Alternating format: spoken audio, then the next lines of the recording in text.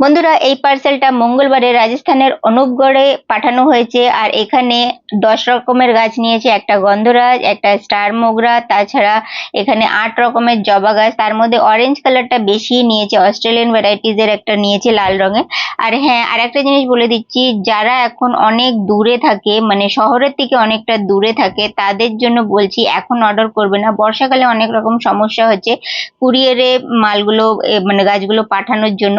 তো আমি খুব ভালোভাবে এখানে প্যাকিং করে দিয়ে, আপনারা দেখতে পাচ্ছেন খুব ভালো সাইজেরও গাছ পাঠানো হয়, ফুল বা কুড়ি আসছে এরকমই কন্ডিশনের গাছ পাঠানো হয়। তো আপনারা অর্ডার করতে পারবেন যদি আপনারা শহরের মানে একটু আশেপাশে আছেন, বা আপনাদের ওখানে মানে পার্সেল পাঠাতে জন্য কোনো রকম অসুবিধা না হয় এরকম জায়গাতে আছেন, তাহলে অবশ্যই অর্ডার করুন, কোনো সমস্যা নেই তাহলে।